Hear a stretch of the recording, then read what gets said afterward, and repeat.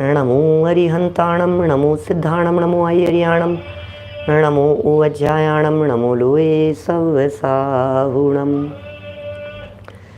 वंदे तो सब सिद्धे ध्रुवमचल मणोवमं गदिं पते वोचामि समय पाहुड़ मृणमो सुध केवली भणिदम् नमः समय साराय स्वानुभूत्या चकासते चित् स्वभावाय भावाय सर्वभावांतरचिदे जिन स्वानुभूति से खीरी मम स्वानुभूति मधिगिरी श्री विमल धारा जैन श्रुत आनंद अमृत से भरी समता प्रवाह बहावती रागादि विकल्प तोड़ी के माँ सरस्वती प्रतिभाव वंदन दृष्टि निज में जोड़ी के दृष्टि निज में जोड़ी के। ग्रंथराज समयसार जी यहाँ विराजमान है। आचार्य कुंद कुंद स्वामी की यह सुंदर रचना 12 गाथाएं पूर्ण हो गई थी और 12 गाथाओं की पूर्णता के उपरांत यहाँ उसकी समापन की प्रक्रिया या समापन के बारे में एक कलश लिखा जिसमें उस पूरे प्रकरण का उपसंहार किया गया और उसके उपरांत एक और कलश आगे दिया जा रहा है जो 13वीं गाथा की उत्थानी का स्वरूप है। माने 13 नंबर की गाथा में जो बात आने वाली है उसकी चर्चा 7 नंबर के कलश में दी जा रही है। हमने कल आपके बीच में छठा कलश पढ़ा था और उस छठे कलश में यह बात कही गई थी कि हमें व्यवहार सम्यक दर्शन नहीं चाहिए। हम व्यवहार सम्यक दर्शन में अटकना नहीं चाहते। हम व्यवहार सम्यक दर्शन में उलझे नहीं रहना चाहते। हमें तो एक निश्चय सम्यक दर्शन ही चाहिए। हमें तो एक वास्तविक सम्यक दर्शन ही चाहिए। निश्चय सम्यक दर्शन ही सच्चा सम्यक दर्शन है। निश्चय सम्यक दर्शन ही वास्तविक सम्यक दर्शन है। इसलिए 7 तत्वों की 9 तत्वों की संतति से भी परे होने की बात 6 नंबर के कलश में कही गई थी। सब 12 नंबर की गाथा के बाद में ये 4, 5, 6 और 7 ये 4 कलश दिए गए हैं। चौथे कलश में उभय नयों के विरोध को नष्ट करने की चर्चा करते हुए 8वीं से 12वीं गाथा तक की चर्चा हो गई थी एक प्रकार से।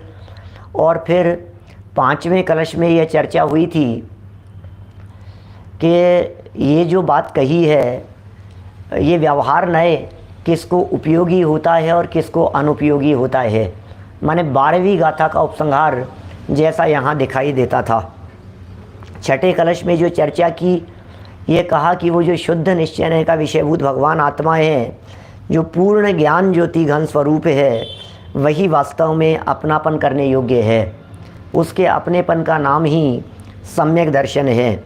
और साथ में यह भी कह दिया था कि हमें व्यवहार सम्यक दर्शन नहीं चाहिए।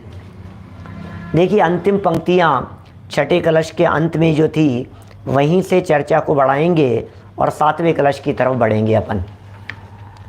35 नंबर पेज पर आत्मानुभव के लिए क्या लिखा?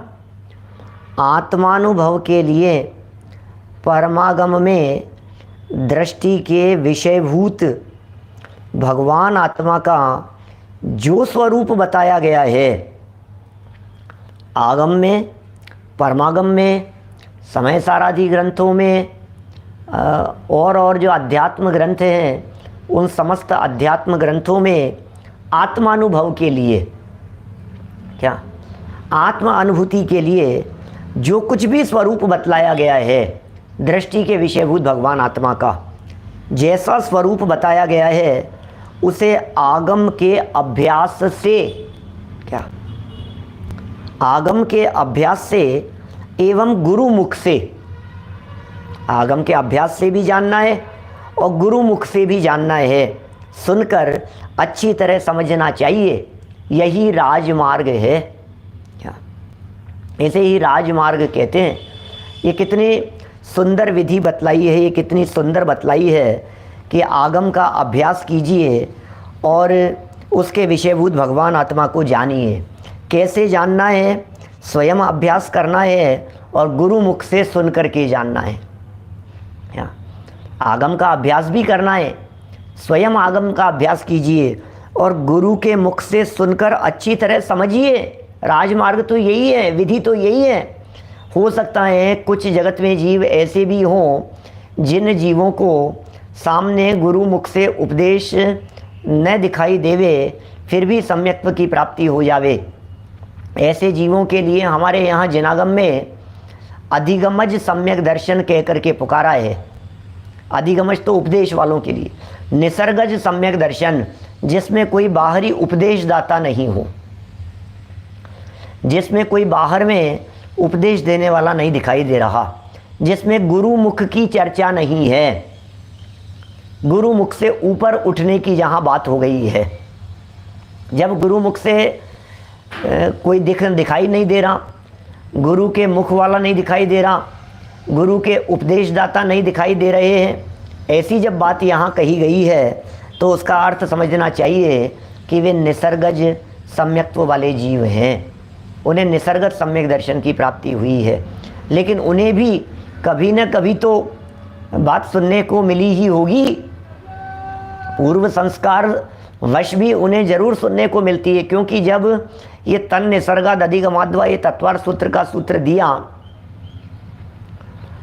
तीसरा सूत्र है ना तत्वार सूत्र का, पहला सूत्र सम्यक दर्शन ज्ञान चारित्राणी मोक्ष मार्ग है, फिर दूसरा तत्वार्थ श्रद्धानम सम्यक दर्शनम, और तीसरा सूत्र दिया तन निसर्गाद अधिगमाद्वा। निसर्गज और अधिगमज ये दो प्रकार के सम्यक दर्शन होते हैं।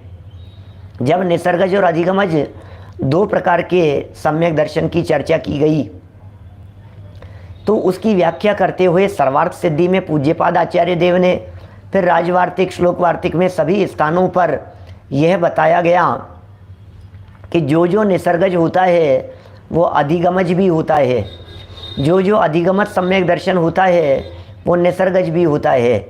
यहाँ ये कह रहे हैं कि भैया राजमार्ग तो यही है कि सामने कोई उपदेश दाता हो, गुरु मुख से विषय को सुने समझें। राजमार्ग तो यही है, उसे अच्छी तरह से समझना चाहिए और समझ करके उसे अवधारण करना चाहिए। लेकिन अब अपवाद मार्ग क्या है कि कभी कभी हो जाए तो हो जाए। भैया मुख्य विधि तो यही है, पद्धति तो यही है, गुरु मुख से सुनो, आगम का अभ्यास करो, अच्छी तरह से समझो उस विषय को, तभी सम्यक दर्शन की प्राप्ति होती है। देखिए इसके ऊपर जो दो लाइनें लिखी थी तात्पर्य कह करके, तात्पर्य यह है कि हमें जो एक आत्मा के आश्रय से उत्पन्न होने वाला निश्चय सम्यक दर्शन इष्ट है। क्या तात्पर्य क्या है? हमें तो एक आत्मा के आश्रय से उत्पन्न होने वाला निश्चय सम्यक दर्शन ही इष्ट है। नव तत्व की विकल्पात्मक श्रद्धा वाले व्यवहार सम्यक दर्शन से कोई प्रयोजन नहीं है। अब प्रश्न खड़ा होता है कि यदि आपको नव तत्व की श्रद्धा वाले व्यवहार सम्यक दर्शन से कोई प्रयोजन नहीं है तो फिर निश्चय सम्यक दर्शन का क्या स्वरूप है? अब निश्चय सम्यक दर्शन का स्वरूप बतावें। देखिए 36 नंबर पेज पर 7वें कलश की उत्थानिका में कुछ बात कहते हैं। देखिए अब आगामी कलश में यह कहते हैं कि शुद्ध नय के आश्रय से परद्रव्यों से भिन्न जो आत्म ज्योति प्रकट होती है। क्या लिखते हैं? आगामी कलश में कहते हैं, ये कहते हैं कि शुद्ध नय के आश्रय से शुद्ध नय के आश्रय से परद्रव्यों से भिन्न, पर से भिन्न, परद्रव्य से भिन्न जो आत्मज्योति प्रकट होती है, वह आत्मज्योति नव तत्वों को प्राप्त होकर भी एकत्व को नहीं छोड़ती। वाह, ख्याल में आ रही है बात। नव तत्वों को प्राप्त होकर भी एकत्व को नहीं छोड़ती, उस आत्मज्योति की यहाँ चर्चा की जा रही है। कलश इस प्रकार है, पहले कलश और फिर पद्यानुवाद।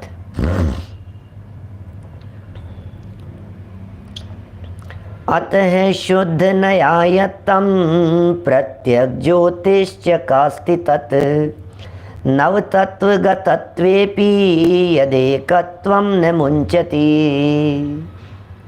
अनुष्टुप श्लोक है, क्या लिख रहे हैं? अतः शुद्ध नयायतम प्रत्यग ज्योतिश्च कास्ति तत् नवतत्वगतत्वेपि यदेकत्वं न मुंचति। शुद्ध नयाश्रित आत्मा प्रगटे ज्योति स्वरूप नवतत्वों में व्याप्त पर तजे न एक स्वरूप, तजे न एक स्वरूप। शुद्ध नयाश्रित आत्मा, शुद्ध नयों के जो आश्रित है ऐसा आत्म तत्व कैसा है? प्रकट हो जावे, क्या? ज्योति स्वरूप, प्रकट ज्योति स्वरूप और नव तत्वों में व्याप्त, नव तत्वों में व्याप्त है, लेकिन फिर भी तजे न एक स्वरूप। अरे भैया, पीछे भी इस तरह की बात कही थी, छठे कलश में भी गुण पर्यायों में व्याप्त होकर के भी निरंतर गुण पर्यायों में व्याप्त होता है। ये बात पिछले कलश में कही गई थी। नव तत्वों में व्याप्त होते हुए भी वो उनसे पृथक देखना, ये निश्चय सम्यक दर्शन है। इसका मतलब जीव अजीव, आश्रम बंध, संवर, निर्जरा, मोक्ष, पुण्य और पाप, इनमें व्याप्त होता हुआ भी वह अपने मूल स्वरूप को नहीं छोड़ता। आश्रम में व्याप्त होते हुए भी आश्रम रूप नहीं होता, बंध में व्याप्त होते हुए भी बंध रूप नहीं होता, संवर निर्जरा में व्याप्त होते हुए भी संवर निर्जरा रूप नहीं होता। अरे मोक्ष पर्याय में व्याप्त होते हुए भी जो मोक्ष रूप नहीं होता। एक बात समझ लीजिए, प्रत्येक पर्याय में तो आत्मा व्याप्त है। समझना, कुछ कहना चाहता हूँ। मति ज्ञान में तो आत्मा व्याप्त है, बराबर? मति ज्ञान में तो आत्मा व्याप्त है, लेकिन आत्मा में सर्वत्र मति ज्ञान व्याप्त नहीं है। श्रुत ज्ञान में तो आत्मा व्याप्त है, माने श्रुत ज्ञान के प्रत्येक प्रदेश पर, श्रुत ज्ञान के प्रत्येक अविभागी प्रदेश पर आत्मा व्याप्त दिखाई देगा। जहाँ जहाँ श्रुत ज्ञान होगा वहाँ वहाँ आत्मा होगा, किंतु जहाँ आत्मा हो वहाँ श्रुत ज्ञान हो ऐसा नहीं है। समझ में आ रही है बात? इसी तरह से केवल ज्ञान तक पर लगा लेना, सब चीज़ों पर लगा लेना। हर पर्याय में आत्मा है, हर पर्याय में आत्मा व्याप्त होकर के रह रहा है, लेकिन आत्मा सदा काल उस रूप नहीं है। अरे बड़े गजब का वस्तु स्वरूप है। ये वस्तु स्वरूप ये कह रहा है, देखो ये प्रश्न सामने दिख रहा है, मति ज्ञान में आत्मा व्याप्त है तो वह उससे पकड़ में क्यों नहीं आता? मति ज्ञान में आत्मा व्याप्त है, यह बात श्रुत ज्ञान के माध्यम से पकड़ में आती है। मति ज्ञान भी उस प्रक्रिया में शामिल है, आत्मा को पकड़ने की प्रक्रिया में। मति श्रुत ज्ञान के माध्यम से ही तो आत्मा पकड़ में आएगा। अच्छा, जब हम आत्मा को ज्ञान लक्षण से पकड़ेंगे, जब ये कहा गया कि ज्ञान लक्षण से आत्मा को देखो, तो कौन सा ज्ञान दिखाई देगा प्रकट पर्याय में? जब ये कहा गया कि आत्मा को ज्ञान लक्षण से देखो, क्या? तो जब ज्ञान लक्षण से देखने की बात कही गई आत्मा को, तो आप कोई वर्तमान प्रकट ज्ञान कौन सा होगा जिससे वो आत्मा पकड़ में आएगा? विचार कीजिए, वो कैसे पकड़ में आएगा जिस आत्मा को आप पकड़ने की बात सोच रहे हैं? माने हमारे पास में केवल ज्ञान तो है नहीं। अच्छा, ज्ञान नाम के गुण से पकड़ने की बात करें, मान लो उस आत्मा को कि ज्ञान से पकड़ो साहब, ज्ञान से पकड़ो, ज्ञान सामान्य से पकड़ो, तो ज्ञान कभी भी मति श्रुत अवधि मने परिय और केवल ज्ञान को छोड़ करके रहता ही नहीं है। ज्ञान से आत्मा को पकड़ना है साहब, ज्ञान से आत्मा को पकड़ना है। तो ज्ञान किस रूप में मिलेगा? जैसे हम आपसे बात कहें गोल्ड, सोना, ये जो सोना है, गोल्ड है, वो हमें बताओ, हमें देखना है, हमें चाहिए। तो हमने आपको सोने की चैन, अंगूठी है, सोने का कलश ला करके दिया, तो आपने कहा नहीं नहीं मुझे कलश नहीं चाहिए, मुझे सोना चाहिए। हमने और दूसरी चीज़ दिखाई, बोले नहीं नहीं हमें जेवर नहीं चाहिए, हमें तो सोना चाहिए, हमें तो प्योर सोना चाहिए। तो हमने गोल्ड का बिस्किट दे दिया क्या? तो बोले नहीं मुझे बिस्किट नहीं चाहिए, मुझे तो गोल्ड चाहिए। मैं आपसे पूछता हूँ, वो गोल्ड बिस्किट भी नहीं हो, सोना भी नहीं हो, अंगूठी भी नहीं हो, चैन भी नहीं हो, कानों के भी नहीं हो, ना कुछ भी नहीं हो, तो वो सोना आखिर होगा कैसे? गोल्ड का कॉइन, बोले नहीं मुझे कॉइन नहीं चाहिए, मुझे तो गोल्ड चाहिए। अरे भाई, जो भी गोल्ड होता है वो गोल्ड किसी न किसी अवस्था में ही होगा, वो द्रव्य पर्यायों के बिना नहीं दिखाई देता, वो द्रव्य पर्यायों के बिना नहीं होता।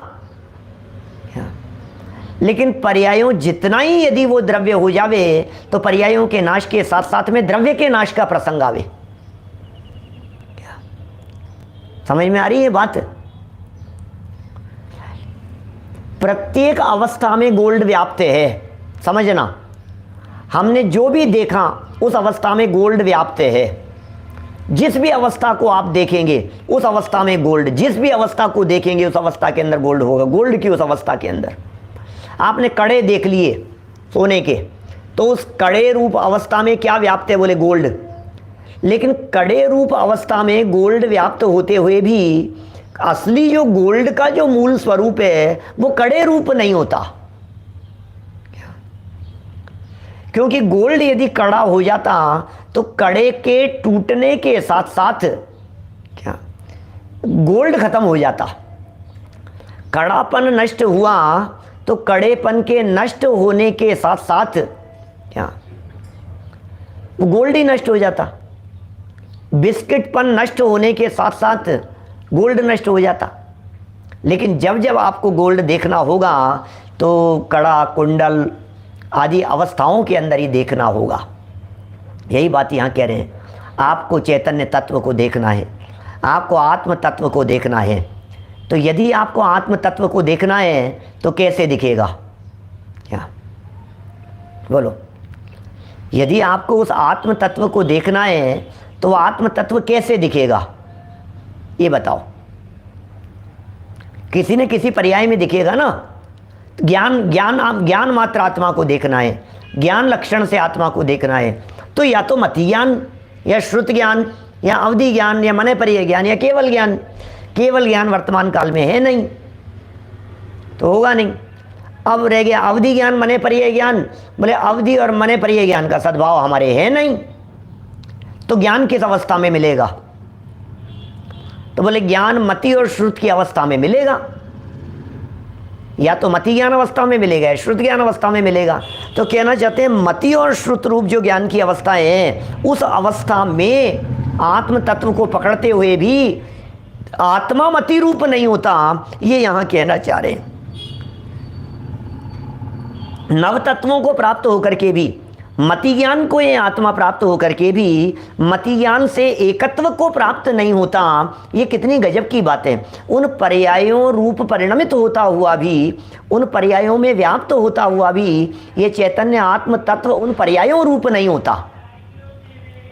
क्या क्या बात कह रहे हैं? ख्याल में आई क्या बात? कितनी कितनी गजब की बात है। शुद्ध नयाश्रित आत्मा प्रगटे ज्योति स्वरूप, नव तत्वों में व्याप्त पर तजे न एक स्वरूप, तजे न एक स्वरूप। अतः शुद्ध नय के आश्रय से पर से भिन्न प्रत्येगात्मा की बात कही ना, प्रत्येक ज्योति स्वरूप का। हाँ, ये जो प्रत्येगात्मा है, पहले भी प्रत्येगात्मा का स्वरूप स्पष्ट किया है। प्रत्येगात्मा माने क्या? परद्रव्य के भाव और पर के लक्ष्य से उत्पन्न होने वाले विकारी भाव, उन सब से भगवान आत्मा पृथक है।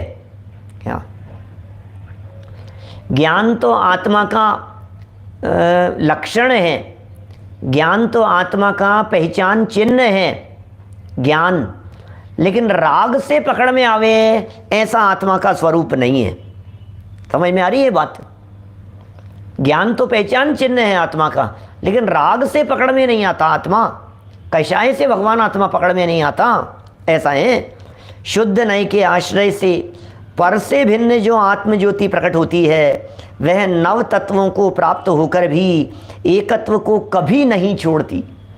नव तत्वों को प्राप्त होकर के भी एकत्व पने को कभी नहीं छोड़ती। ओहो, देखिए, नव तत्वों में एक आत्मा ही प्रकाशमान है। नव तत्वों में कौन प्रकाशमान है? नव तत्वों में कौन प्रकाशित होता है? मति ज्ञान के माध्यम से देखा, लेकिन मति ज्ञान को देखा तो आत्मा नहीं दिखेगा। नव तत्वों में एक आत्मा ही प्रकाशमान है। तो आप नव तत्वों में सभी तत्वों को देखते हुए, जीव अजीव आश्रव बंध संवर निर्जरा मोक्ष, इन सब को देखते हुए किसे देख रहे हैं? आपको यदि आश्रव दिखाई दे रहा है तो जीव पकड़ में नहीं आएगा, आपको यदि संवर दिखाई दे रहा है तो आत्मा पकड़ में नहीं आएगा।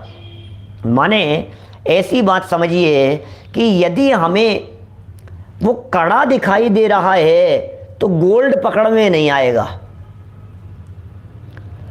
कड़ेपन को निषेध करके, कड़ेपन से ऊपर उठ करके, उसके विकल्प को तोड़कर, कुंडल के विकल्प को तोड़कर, कुंडल के काल में भी कुंडल नहीं दिखे, गोल्ड दिखे। अरे सोनार की जैसी दृष्टि होती है ना, सोना खरीदने बेचने वालों की जो दृष्टि होती है वो गहनों पर नहीं होती, वो डिजाइन पर नहीं होती, उनकी दृष्टि गोल्ड पर होती है। आप किसी भी डिजाइन का कोई भी गहना लेकर के जाएं बेचने के लिए, तो वो व्यक्ति उस डिजाइन बनाने के पैसे नहीं देगा, वो डिजाइन पर मुग्ध नहीं होगा, अपितु वो उस डिजाइन को मिटाने के पैसे और लेगा, उसको गलाने के पैसे और लेगा, अशुद्धता को निकालने के और पैसे लेगा, और वो ये और कहेगा कि हमें तो ये तो प्योर गोल्ड तो इतना ही है, बाकी तो खोट है इसके अंदर। ये क्या हुआ? ये क्या हुआ? अरे वो चेन देखते हुए भी, वो कड़ा देखते हुए भी कड़े को नहीं देख रहा है, वो प्योर गोल्ड को देख रहा है। माने कड़े में कड़ा नहीं दिख रहा है, कड़े में गोल्ड दिख रहा है। अवस्था की चर्चा कर रहे हैं अपन। क्या पाटनी जी साहब, अवस्था की चर्चा कर रहे हैं। मूर्तिकार को मूर्ति दिख रही है, अभी वो बात नहीं चल रही है यहां।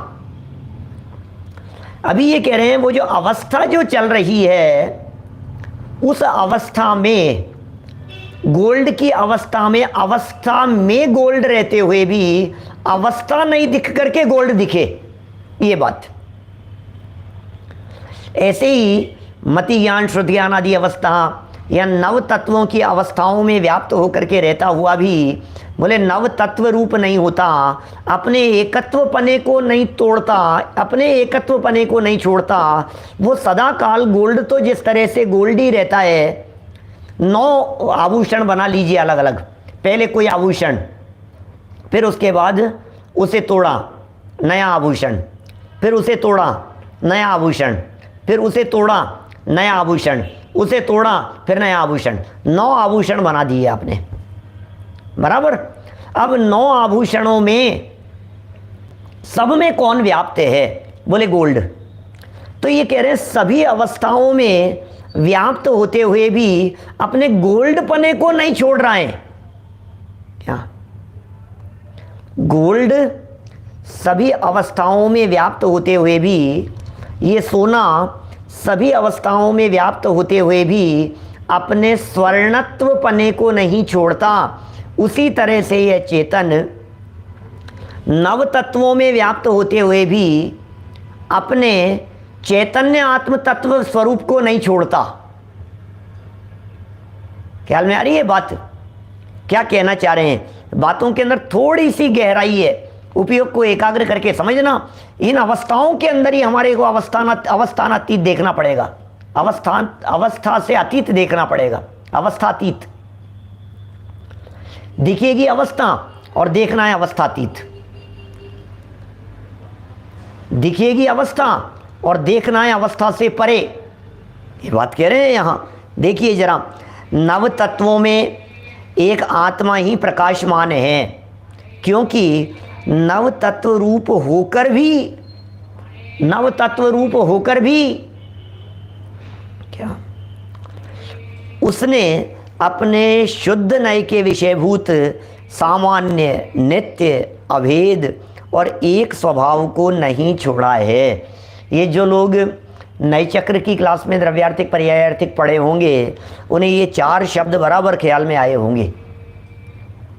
ये चारों शब्द द्रव्य क्षेत्र काल भाव के सूचक हैं। क्या? ये चार शब्द द्रव्य क्षेत्र काल भाव के सूचक हैं। सामान्य ये द्रव्य का सूचक है, अभेद ये क्षेत्र का सूचक है, नित्य ये काल का सूचक है, और एक ये भाव का सूचक है। भाव में लिए जाते हैं ज्ञान दर्शन चारित्र आदि, ये भाव हैं, ये गुण। तो ज्ञान दर्शन चारित्र आदि रूप उनमें व्याप्त होता हुआ भी ज्ञानादि रूप नहीं होता। ज्ञायक तो ज्ञायक ही रहता है। ये एकत्व पने को, अपने स्वभाव को नहीं छोड़ता। ये बात यहाँ कह रहे हैं।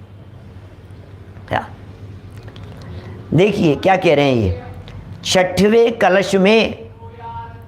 छठवें कलश में कहा गया है कि हमें नौ तत्व की संतति वाला व्यवहार सम्यक दर्शन नहीं चाहिए।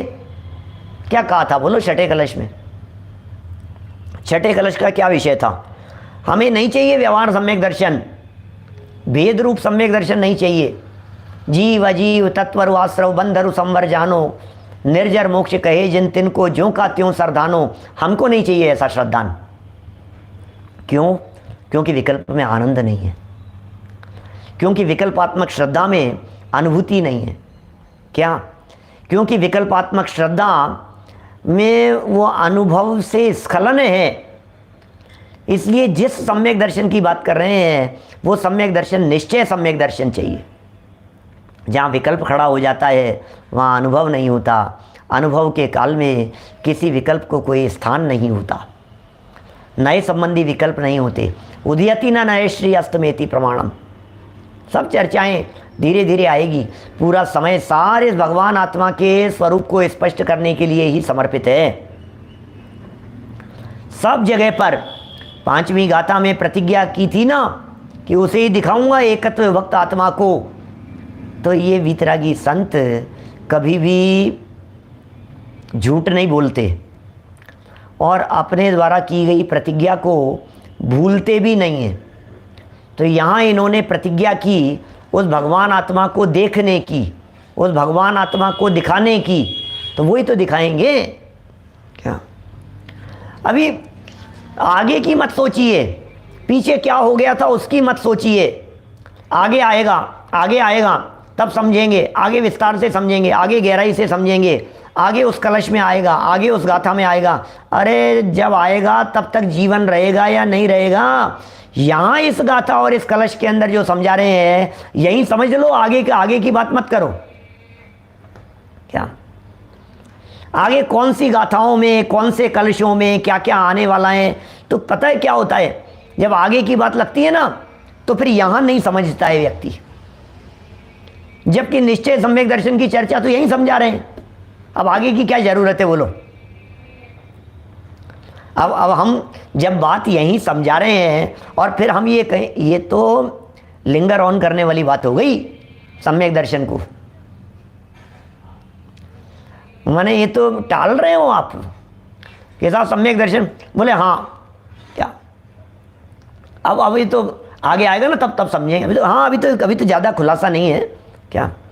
हम कभी किसी विषय का स्पष्टीकरण नहीं हो रहा हो गहराई से तो ज़रूर आपको ये कहेंगे कि इस विषय का खुलासा आगे होगा, वहाँ विशेष समझ में आएगा।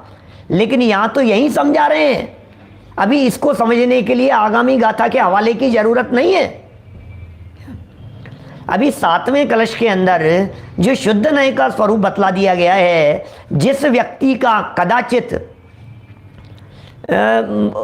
फिर किसी की बात नहीं कह सकते, किसी व्यक्ति का ये 7वां कलश सुनकर के जीवन पूरा होना हो, मान लो मनुष्य जीवन पूरा होना हो तो क्या होगा। सुरेंद्र जी बाबूजी साहब कोटा से, दुनिया में किसी का भी जीवन तो कभी भी पूरा हो सकता है ना, तो बोले चिंता मत करो आगे की, ये पढ़ो ये क्या लिख रहे हैं ये क्या। हमें व्यवहार सम्यक दर्शन नहीं चाहिए, हमें तो निश्चय सम्यक दर्शन चाहिए। और वो निश्चय सम्यक दर्शन कैसे होगा, बोले प्रत्यज्ञ ज्योति स्वरूप है। और कैसा है वो निश्चय सम्यक दर्शन, बोले भेदों में व्याप्त होता हुआ दिखाई देने पर भी भेदों से परे दिखाई देता है, भेदों में व्याप्त होता हुआ दिखाई देने पर भी अपने एकत्व पने को नहीं छोड़ता। अरे ऐसा कह सकते हैं, फैंसी ड्रेस में अनेक प्रकार के वेश धारण करके आता हुआ भी वो वेश रूप नहीं होता। ये पूरे समय सार के अंदर यही चर्चा है, हर अधिकार में सब जगह पर यही चर्चा आने वाली है। वेश धारण करते हुए भी वेश रूप नहीं होता क्या, बोलो ये छोड़ करके ये नहीं होता। समझ में आ रही है बात। ये भगवान आत्मा किसी भी अवस्था के अंदर चला जाए, कभी राम बन के कभी श्याम बन के चले आना, ऐसा ऐसा भजन गाते हैं ना लोग, अरे कभी नारकी कभी त्रियंच कभी मनुष्य कभी राम, किसी भी अवस्था के अंदर चला जाए, लेकिन अवस्था बदलते हुए भी अवस्था को बदलने वाला व्यक्ति सदाकाल उसी रूप रहता है। ये वही दिखाना चाहते हैं, ये वही दिखाना चाहते हैं कि चाहे वकील बन कर के सामने आए, चाहे मजिस्ट्रेट बन कर के, चाहे अपराधी बन कर के सामने आ जावे क्या, चाहे पुलिस वाला बन कर के सामने आवे, चाहे डॉक्टर के वेश में आवे, आप अमिताभ बच्चन को अमिताभ बच्चन समझ लेते हैं क्या। नाम भले ही उसका सामने से सुनाई देवे विजय, लेकिन विजय को विजय नहीं देख रहे हैं आप, विजय को अमिताभ बच्चन देख रहे हैं क्या, ऐसा है। जब आप सलमान खान को प्रेम देखते हैं क्या, किसी मूवी में प्रेम नाम है इसका, अच्छा प्रेम, तो प्रेम है कि सलमान खान है, ये विजय है कि अमिताभ बच्चन है, सब विजय है, सब विजय। अरे विजय अवस्था में व्याप्त होते हुए भी अपने अमिताभ बच्चनत्व पने को नहीं छोड़ता। ये तो स्वरूप बता रहे हैं यहाँ पर। आपको मूवी देखना तो बराबर आता है, आपको एक्टर्स को पहचानना तो बराबर आता है, आप फिल्मी हीरो को तो बहुत अच्छी तरह से पहचान लेते हो, और ये जो हीरो अंदर में बैठा हुआ है, इस हीरे को नहीं पहचान पा रहे हो आप। ये जो अंदर में बैठा हुआ हीरो है, कि क्या बात कर रहे हो साहब, मैं भी हीरो हूं कि हाँ तुम ही तो हीरो हो। हीरो क्या करते हैं, वेश बदलते रहते हैं और अपने स्वरूप को भूलते नहीं हैं। तुम भी तो यही काम कर रहे हो। रंग मंच यह जगत है, कर्म खिलावनहार, नाना रूप बनाए के चेतन खेलनहार। क्या सारा जगत रंगमंच की तरह है क्या, समझ में आ रही है क्या बात। सारा जगत रंगमंच है और कौन कर्म खिला रहा है, कर्म डायरेक्टर है क्या, फिल्म का डायरेक्टर है, कर्म खिलाने का काम करता है। और ये चेतन नाना प्रकार के रूप बनाता हुआ उसमें खेलता रहता है, खेलता रहता है, खेलता रहता है। लेकिन नाना रूप बना करके खेलता हुआ भी वो चैतन्य आत्म तत्व अपने, सुनो, चेतनपने को छोड़ता नहीं है कभी भी। और जब देखा उसने अपने चेतन असली स्वरूप को, तो फिर छोड़ देता है वो काम और अपने स्वरूप में समा जाता है, फिर अधीनता नहीं होती। अभी तक क्या हो रहा था, वो डायरेक्टर कहता था कि ऐसे नाचना है, वो डायरेक्टर कहता था कि ऐसे एक्शन करने हैं, वो डायरेक्टर कहता था कि ऐसा आपको डायलॉग बोलना है, इसे इस तरह से नहीं, रीटेक करो, वापस रीटेक। कितनी बार रीटेक होते थे, डायरेक्टर वो निर्देश देता था और उसके निर्देशन में चलता था। और अब क्या हुआ, अब छोड़ दिया हमने, अपने स्वरूप को पहचाना, अरे हमें अधीनता नहीं चाहिए किसी की। अब सुनो, ऐसे ही ये चेतन आत्मा संसार दशा में रहते हुए ये कर्म जो खिलाने का काम करता है, ये चेतन अलग अलग प्रकार के रूप बना करके खेलता रहता है। ये चेतन खेल रहा है, अलग अलग प्रकार के रूप बना करके खेल रहा है। फिर क्या हुआ, अधीनता नहीं चाहिए मुझे किसी की, मुझे पोसाता नहीं है किसी के निर्देशन में चलना। जब स्वाधीनता का भाव अंदर से उछलता है तो फिर वो खिलाने वाला कर्म वो एक तरफ हट जाता है और ये चैतन्य स्वयं राजा बनकर के सिद्धालय में जाकर के विराजमान हो जाता है। चेतन राजा सिद्धालय में जाकर के विराजमान हो जाएगा, राज करेगा फिर 3 लोक के ऊपर। क्या 3 लोक के ऊपर जाकर के राज करेगा, सिद्धालय में जाकर के विराजमान हो जाएगा शाश्वत साधी अनंत काल के लिए। देखिए यहाँ ये कर्म खिला रहे हैं, कोई बात नहीं, खेल रहा है ये कोई बात नहीं, मति श्रुतादि अवस्थाओं के अंदर खेल रहा है। क्या हम अपने डायरेक्टर बनेंगे कब, जब कर्म की अधीनता छूट जाएगी तब। कर्म की अधीनता कैसे छूटेगी कि कर्म की अधीनता छोड़कर अपने ज्ञायक स्वभाव को देख ले, अपने प्रभुत्व को देख ले अंदर में। यदि ये चैतन्य तत्व अपने प्रभुत्व को देख लेवे, अपने ज्ञायक चैतन्य स्वरूप को देख लेवे, तो फिर ये कर्म इसे पराधीन करने में समर्थ नहीं होते, फिर ये कर्मों के अधीन नहीं होता, फिर इसे कर्म की पराधीनता नहीं होती, फिर कर्म की परतंत्रता नहीं होती, फिर विविध प्रकार के वेश नहीं धारण करने पड़ते। हो गया बस, धारा है दिगंबर वेश, बस अब तो ब्रह्म गुलाल जैसा अंतिम वेश। ये नकल नहीं है। क्या यहाँ ये जो वेश धारण किया जाता है, अब वेश नहीं है, अब तो स्वरूप है। अरे ये जीवा जीव अधिकार, इसमें वेश की चर्चा, रंग मंच सजा रहे हैं, ये तो ये पूर्व रंग है, ये 38 गाथाओं तक ये पूर्व रंग है ये। और पूर्व रंग पूरा रंग मंच और रंग महल सज जाने के बाद वेश बना बना करके जो ये एंट्री कर रहे हैं, जीवा जीव हो, चाहे पुण्य पाप हो, चाहे आश्रव हो, चाहे संवर हो, चाहे निर्जरा हो, क्या बंद हो, चाहे मोक्ष हो, अरे सबको स्वांग कहा है और सर्व विशुद्ध सुज्ञानमय ये जो चेतन का असली स्वरूप है वो प्रकट हो जाता है। क्या देखिए क्या लिखा है, नव तत्वों की संतति वाला व्यवहार सम्यक दर्शन हमें नहीं चाहिए, हमें तो शुद्ध नय के विषयभूत भगवान आत्मा के आश्रय से, वाह, हमें तो शुद्ध नय के विषयभूत भगवान आत्मा के आश्रय से उत्पन्न होने वाला निश्चय सम्यक दर्शन ही अभिष्ट है। क्या वही अभिष्ट है, वही प्रिय है, वही ग्रहण करने योग्य है। अतः यहाँ यह कहा जा रहा है, इस 7वें कलश में, छठे में कहा था, छठे कलश में कहा था व्यवहार सम्यक दर्शन इष्ट नहीं है। 7वें कलश के अंदर ये कह रहे हैं कि नव तत्वों में भी एक आत्म ज्योति ही प्रकाशमान है। क्या नव तत्वों में भी एक आत्म ज्योति ही प्रकाशमान है और वह नव तत्वों में जाकर भी एकत्व को नहीं छोड़ती है।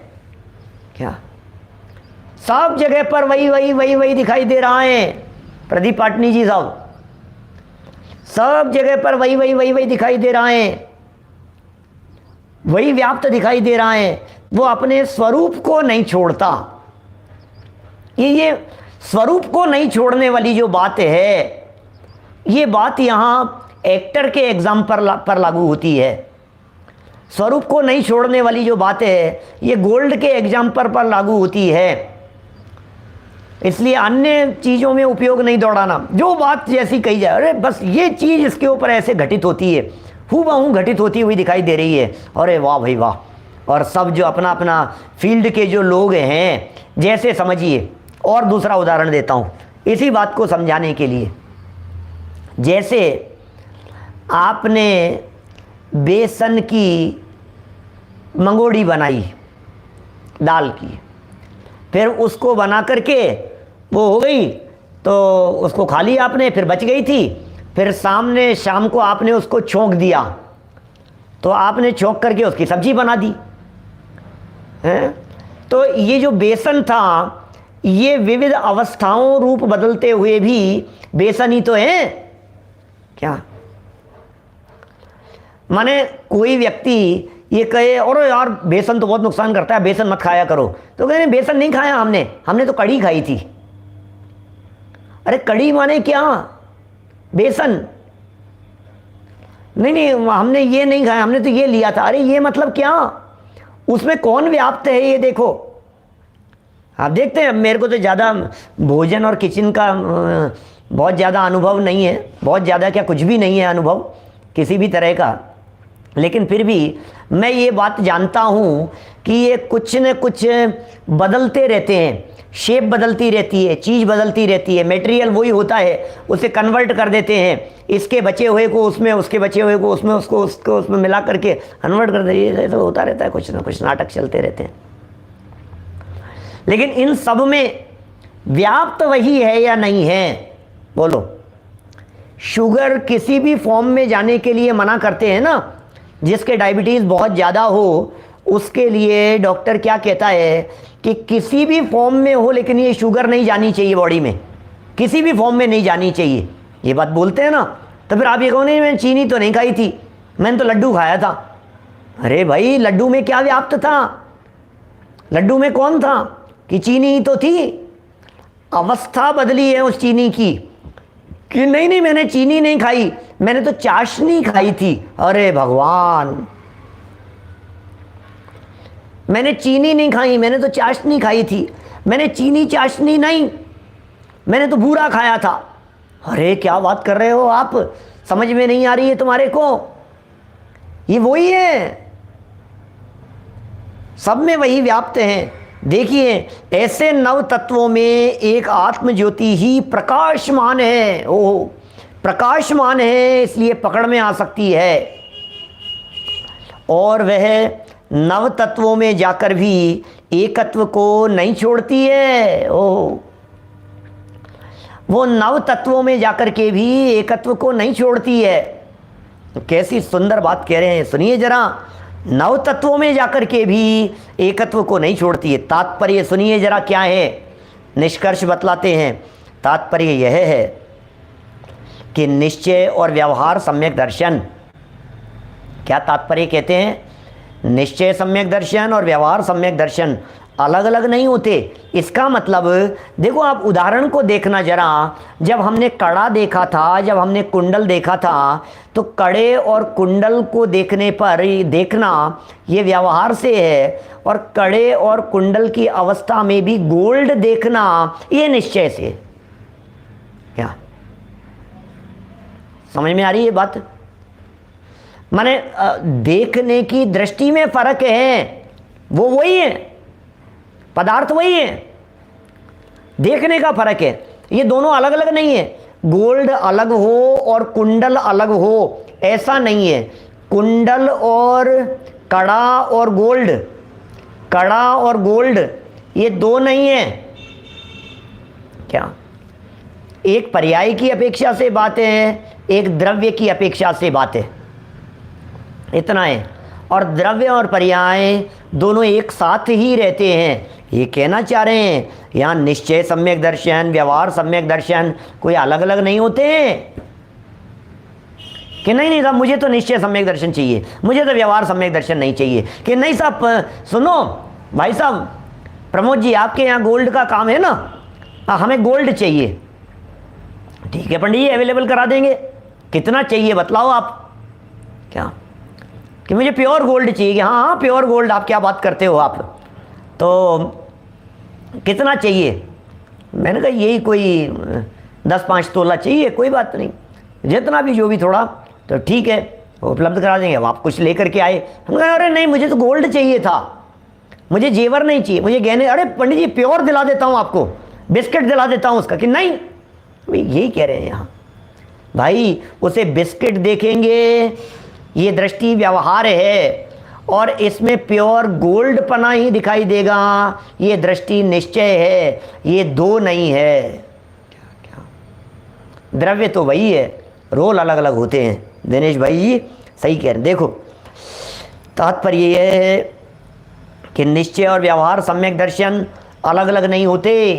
क्या सम्यक दर्शन तो एक ही है, और वह शुद्ध नहीं के विषयभूत आत्मा के आश्रय से ही उत्पन्न होता है भूतार्थ से जाने हुए सम्यक। देखो सब गाथा, ये जो गाथा 13वीं गाथा जो चलने वाली है कल, उसकी भूमिका बन रही है। एक प्रकार से ये 13वीं गाथा की उत्थानिका चल रही है। इसमें 13वीं गाथा के बीज पड़े हुए हैं, ये प्रकरण को 13वीं गाथा की तरफ ले जा रहे हैं। ये उत्थानिका स्वरूप कलश है।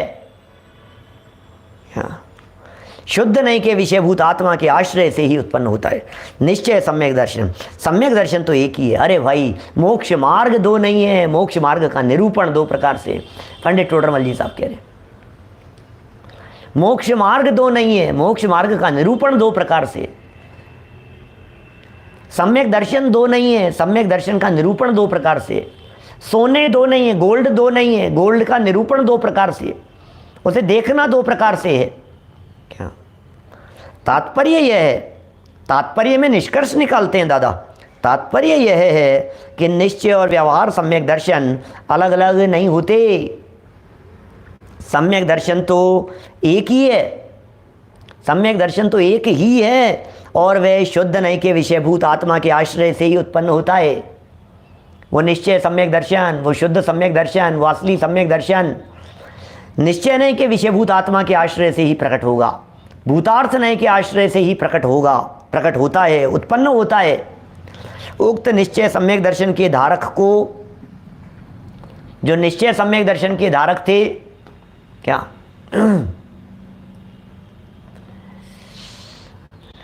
उक्त निश्चय सम्यक दर्शन के धारक को नव तत्वों की भी सच्ची श्रद्धा होती है। क्या कहा? जो निश्चय सम्यक दृष्टि होंगे ना आत्मश्रद्धान वाले, उन्हें इन 9 तत्वों की भी सच्ची श्रद्धा होगी। अर्थात वे जैसे हैं उनकी वैसी ही श्रद्धा होती है। भाई ऐसा नहीं है निश्चय सम्यक दृष्टि को व्यवहार की खबर नहीं है, और व्यवहार सम्यक दृष्टि तो पहले हो गया और निश्चय हुआ नहीं, ऐसा नहीं है। क्या निश्चय सम्यक दृष्टि की नव तत्वों संबंधी उक्त श्रद्धा को ही व्यवहार सम्यक दर्शन कहते हैं। अभी देखो जैसे आत्मा की श्रद्धा के एंगल से बात करो तो निश्चय सम्यक दर्शन, और यदि उसे आत्मा की श्रद्धा नहीं देख करके नव तत्व की श्रद्धा के एंगल से देखो तो व्यवहार सम्यक दर्शन। क्या उसे आप आत्मा के एंगल से देख रहे हो तो निश्चय सम्यक दर्शन, उसे आत्मा के एंगल से नहीं देख करके नव तत्व के एंगल से देख रहे हो तो व्यवहार सम्यक दर्शन। देखने का ही तो फर्क है, और क्या है, नजरिए का ही फर्क है, वस्तु में फर्क नहीं है। सम्यक दृष्टि धर्मात्मा के आत्मश्रद्धान को, क्या सम्यक दृष्टि धर्मात्मा के आत्मश्रद्धान को निश्चय सम्यक दर्शन, आत्मश्रद्धान को सम्यक दृष्टि था, धर्मात्मा था, ये असली धर्मात्मा है। सम्यक दृष्टि धर्मात्मा कैसा शब्द दे दिया है, सम्यक दृष्टि धर्मात्मा। उसमें संयम प्रकाश ग्रंथ में भी धर्मात्मा की चर्चा। कौन होते हैं धर्मात्मा? श्रावक कौन होते हैं? धर्मात्मा कौन होते हैं? ये बता रहे हैं यहाँ। सम्यक दृष्टि ही धर्मात्मा है, उसके जो आत्मश्रद्धान है उसको तो निश्चय सम्यक दर्शन कहते हैं, आत्मा के श्रद्धान को, और नव तत्व के श्रद्धान को व्यवहार सम्यक दर्शन कहा जाता है। व्यक्ति एक देखने के लिए नजरिए दो, व्यक्ति एक देखने के एंगल दो, उसे ही जब निश्चय सम्यक दर्शन देखते हैं या शुद्ध आत्मा का श्रद्धान देखते हैं तो निश्चय सम्यक दर्शन हो गया, और उसे ही जब नव तत्व की श्रद्धा रूप देखते हैं तो फिर व्यवहार सम्यक दर्शन हो गया। इस तरह से ये निश्चय सम्यक दर्शन शुद्ध आत्म तत्व के अवलंबन से प्रकट होता है, और वो शुद्ध आत्म तत्व पकड़ने की चेष्टा की जानी चाहिए। नव तत्व गतत्वे पीयते कत्वम न मुंचति, ये चर्चा यहाँ कही गई है इस 7वें कलश में। बड़ा मार्मिक कलश था। कलश की ये जो लाइन है ये भी स्मरण रखने योग्य जैसी है। सेकंड लाइन कलश की संस्कृत की, नवतत्व गतत्वेपि, नवतत्व गतत्वे अपि, उसमें गमन करते हुए भी, नव तत्वों के साथ में बहते हुए भी, यत माने जो, एकत्वम एकत्व पने को, ना मुंचती छोड़ता नहीं है। नव तत्व गतत्वेपि यत एकत्वम न मुंचती, जो एकत्व पने को नहीं छोड़ता है, बस वही निश्चय सम्यक दर्शन प्राप्त करने का अधिकारी होता है। इस तरह से सर्व अवस्थाओं में अवस्थाओं से परे जो चैतन्य आत्म तत्व है वही निश्चय सम्यक दर्शन का विषय है। और ऐसा निश्चय सम्यक दर्शन हम सब के जीवन में शीघ्रातिशीघ्र प्रकट हो, इसी मंगल भावना से बात को यहीं विराम देता हूँ। 13वीं गाथा में जो आगे प्रकरण आने वाला है वह भी यही प्रकरण आएगा। नव तत्व भूतार्थ नए से जाने हुए जीवादि तत्व जो हैं, नव तत्व वही सम्यक दर्शन है। और आगे की पाठ योजना भी बतलाएंगे विशेष कल अभिजनवाणी स्तुति। निज निधि निज में बताई यह अनंत उपकार है, उसके लिए जिन वाणी माँ को वंदना शत बार है, वंदना शत बार है। 9 बार नमोकार मंत्र। नमो हरिहंताण नमो सिद्धाण।